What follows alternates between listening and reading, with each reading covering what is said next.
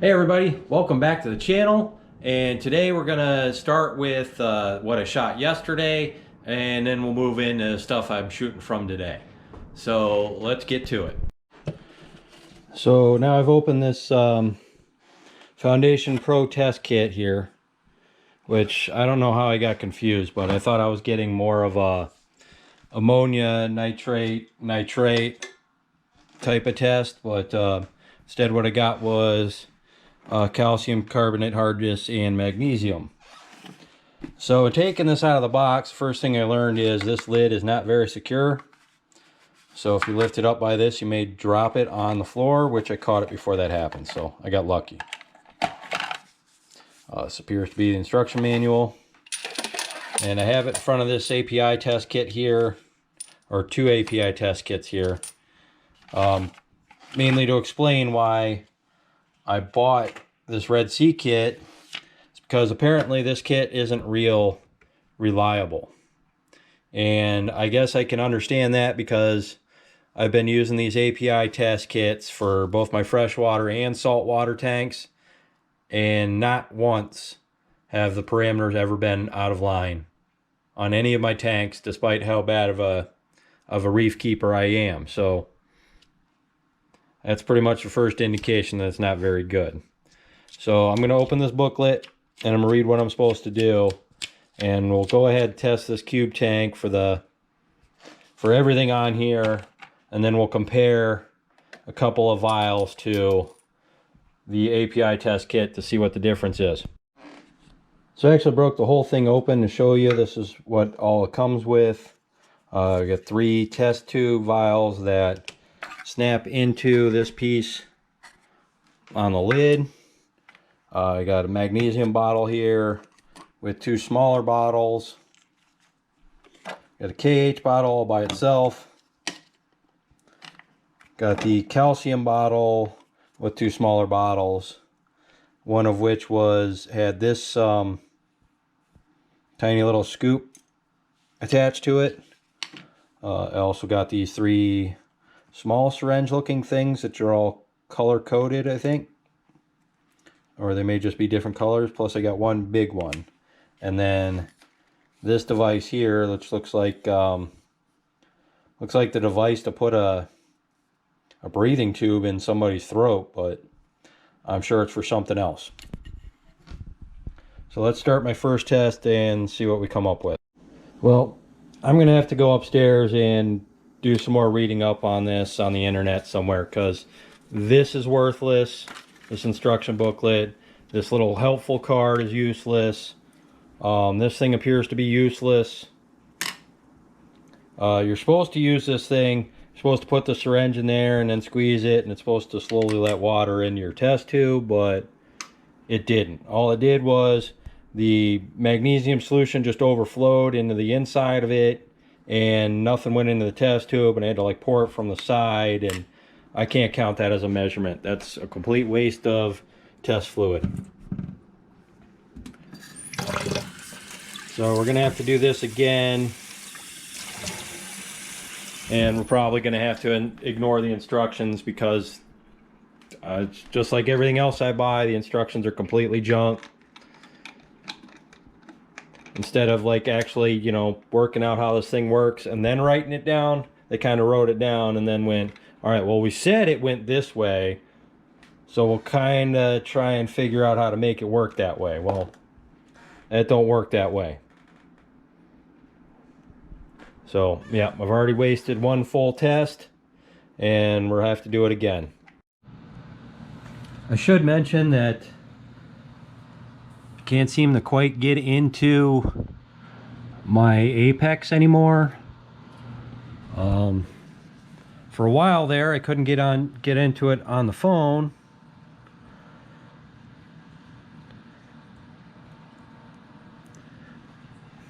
Of course, now all of a sudden I can get onto it on the phone, but of course I can't use any of these features. I can't program, I can't do none of that from the phone. That has to be done from the computer. But all of a sudden I can't get onto this thing from the computer, and all my numbers are doing crazy stuff. So my salt if we can bring it up here. All right, well, we'll just go straight to the input log. Like my salt, I mean, I haven't changed the water. All of a sudden, it just dropped right off. I don't know if maybe I'm messing with the skimmer too much, or it's because maybe the refugium light's been off or something. Let's see what else we can put on here. And then my temperature.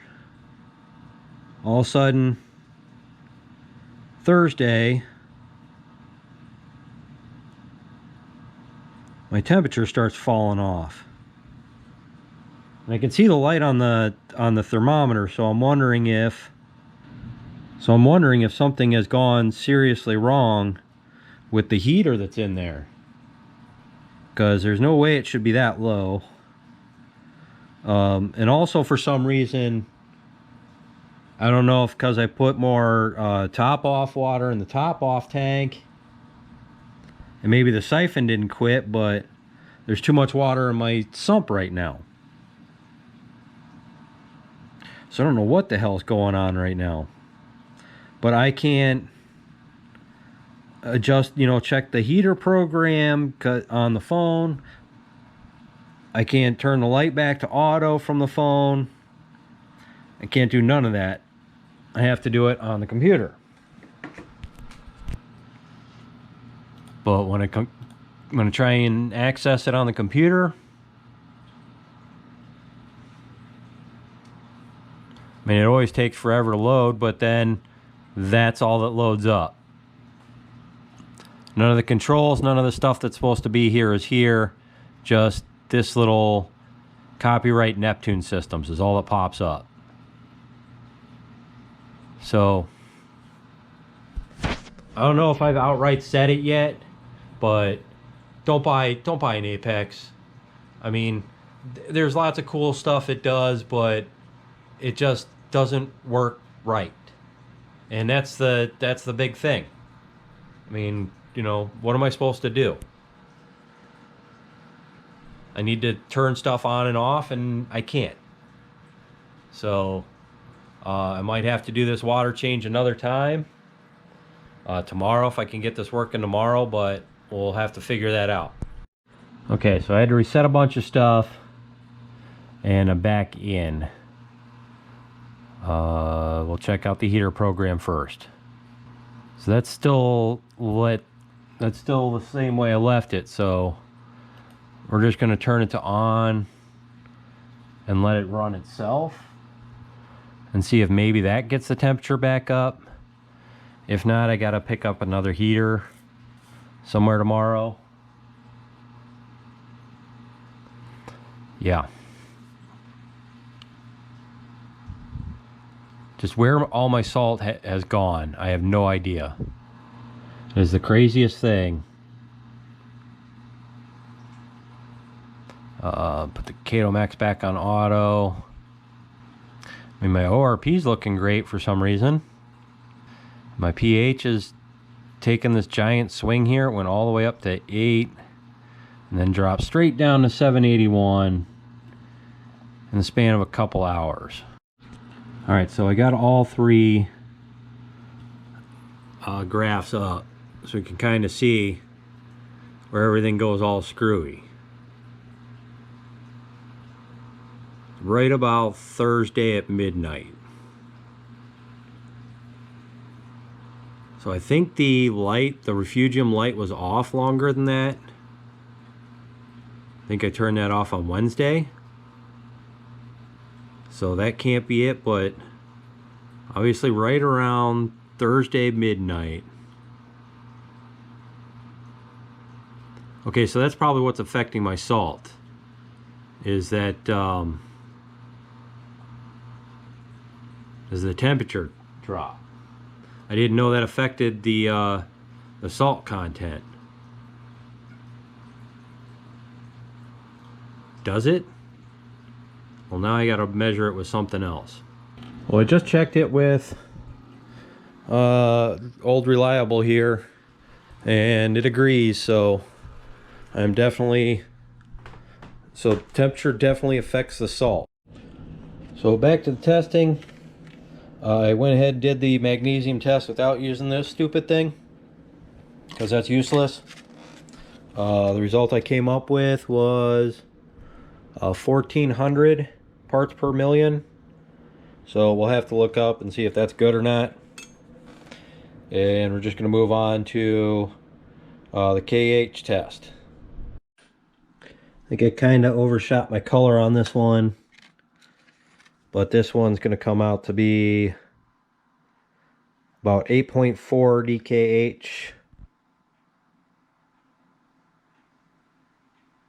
or maybe a little less. It's right around 8 DKH. So I definitely need to not be so heavy-handed with my testing. I'm kind of overshooting, but this calcium came out to be, well, yeah, it's about there. I thought I was there, but I guess maybe I'm not. Anyway, that's going to end up being right around 430, 440, something like that. But basically, according to the testing, the only thing that seemed high was my magnesium. So we'll double check that another time. I think I got enough for today. I still haven't tested the 250, but we're going to do that mid water change. So we're going to use whatever old water is left over from the water change to test the this stuff. So I've sprayed some of that coral stuff onto the Recordia frag. I've also spilled it all over the place, but I'm just really trying to get some food to that thing just in case it is sick. And I got the lights off. I've got all the pumps shut off. So we'll give that a chance to feed, and we'll check in on it later. So this is what the cube looks like this morning. The pumps seem to be working good. Fish don't seem to have a problem with it. The Recordia frag, I don't know if I fed it or not. It closed up like it ate. It looks all fat and squishy today, so who knows, maybe it did eat. Can't be sure. But this tank is growing like these little spots of coral and algae all over the glass lately. So I'm having a little trouble scraping that off, but that's a good thing, right? The skimmer kind of went wild for a minute there, so I had to turn it down. But that's working good now. And who knows why it went so crazy, but maybe something to do with the lights or just the way the wave pumps are affecting it or something. But can't really get into Apex again. I'm sure I could reset this thing and get in there that way, but I'm definitely pretty positive that that heater is dead. So it did run some yesterday, but like 71 was about where it maxed out at. So we're gonna take that out, and I went, Petco's still open for emergency supplies, so I picked up this 300 watt Aqueon heater. I mean, ideally I would have got something else, but they just don't make compact size heaters. I don't understand why this thing needs to be so big. But yeah, so we're gonna go ahead and take that one out and put this one in its place, maybe somewhere else. We'll see where this fits once we get it open. So this is all this heater comes with. The instructions, wherever I threw them at, this little instruction booklet. It's a heater, who needs it? Couple of suction cups, and that's it. and the heater. I mean, so yeah. So it looks like it's preset at like 78 or 79 degrees, I think. And we could turn the dial and change it to something else, but that's about where I want it to be. Let's just take a look around and see where I could possibly shove this thing. So yeah, anywhere down here is definitely going to be a no. This is way too big. I could potentially stick it in the back there. Let me pop that cover off the back and see what we can do with it. So I think this thing breaks out so you could actually put the heater back there. I'm not going to break it. I'm just going to set it back there. I'll find a place to put that. So I'm going to wrap this this cord, and we're going to stick it back in the overflow chamber, which I just turned down way too much.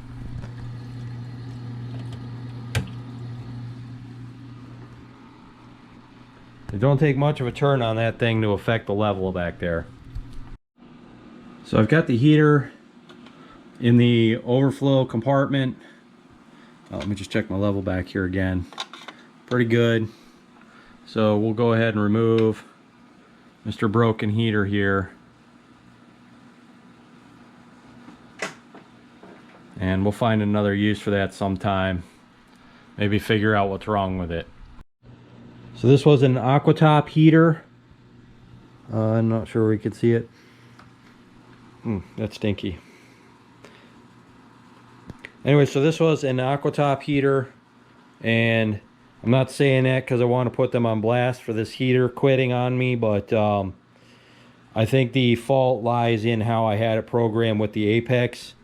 I had the Apex running it, turning it on at 78 degrees and turning it off at like 70 or at like 80. So I think the off on that the Apex was giving it is what burned it out. So I'm gonna clean this off real quick and then put it in the bucket to go back downstairs.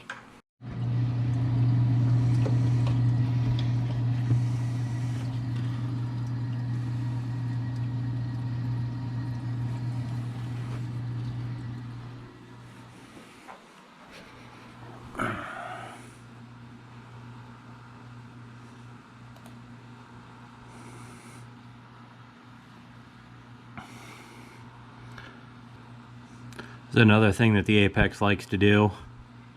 Likes to tell me my username and password aren't correct, even though I have them stored in this computer. So there we go, we're in now. Yeah, so that's as much as the heat got up to. It's like 71.7.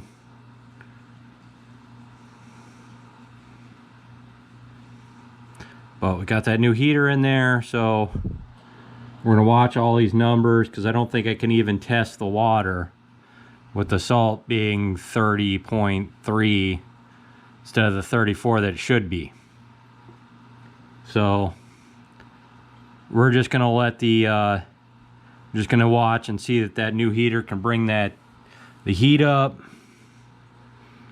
and maybe we can burn off some of this extra water that seems to have overflowed the salt. So not sure where all that came from, but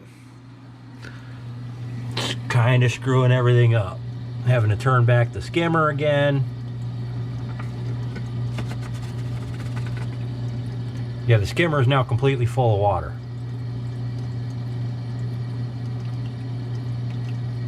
Like completely 100% full. So I'm not sure what's going on here. Alright, so I drained off that skimmer. Just turn it down a little bit more to make sure it doesn't suck any more water out of here. And then hopefully that heater starts heating the water and brings the temperature of this stuff back to its normal range, which will evaporate all the excess water and should bring the parameters back into spec. So that's really going to be about all I can do for today. Come back tomorrow and we should have the heat situation figured out in that tank. If not, we'll go to another store and get another heater. Beyond that, we'll also do the water change, and we'll finally measure the water in there against the Red Sea test and compare the results to the API test so we can actually see if there's a visual difference between the two. So until then, I'll see you next time.